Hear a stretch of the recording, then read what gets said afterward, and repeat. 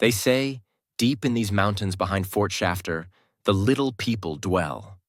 Keepers of secrets. Today, we're finding one of those secrets ourselves.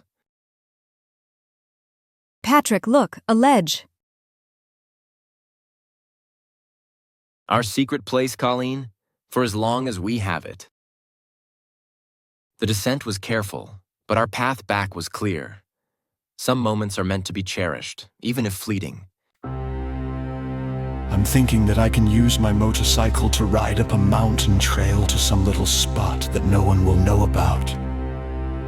Some Hawaiian natives live up there, the little people. Yes, but they're friendly. I met some up there behind Fort Shafter one day when I was exploring a trail. It was beautiful up there, and so quiet. And I could see the ocean on all sides of the island. I could even see planes landing at the airport without even hearing them. Take me there, Patrick, and I'll help you scout it out some more. Good. You're still here for a while. We looked at each other sadly. Am I ever? But I want to make sure you're all right after I go. That's all I'll say for now. Because from here on out, we shall not talk of my leaving. Looks like my life is meant to be a mosaic of beautiful experiences that come to an end. We had each cleared as quickly as the Oahu sky clears after one of those famous late afternoon sprinkle events that practically evaporated before hitting the ground. The next day, we entered Fort Shafter and headed up its mountain path on my motorcycle, Colleen hugging and holding on snug behind me, holding tighter with every bump and a vibration. Based on her idea, we took the most difficult fork at every opportunity, some very shadowy, so as to ensure that few could ever find the end. And finally, being able to go no further, hid the bike behind a large rock, crossed higher and walked a short ways, heading down and around a bit, hoping for a surprise there. We came out on a most wonderful ledge that fronted a cave-like indentation. The whole place an underhang that was not visible from above. There we sat and rested on the grass in front of the rock face.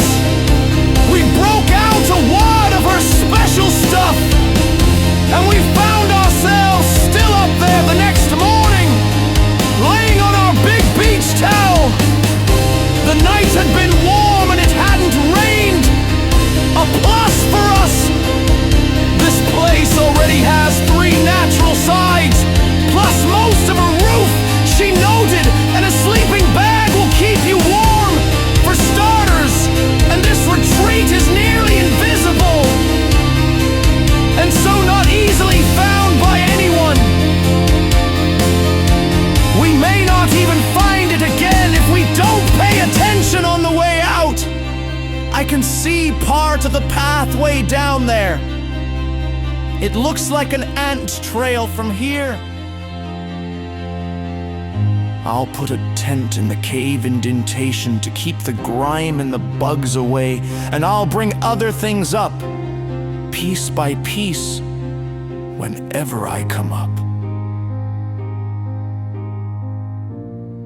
We headed back down on the motorcycle in first gear, for its braking drag, carefully noting the way descending into the valley between 2 mountains, and then rode out of the fort and towards the ocean, where we'd a brunch at Smorgies with all that you could eat, especially the one we liked behind the outrigger south, right on the beach, whose spread was amazing to believe.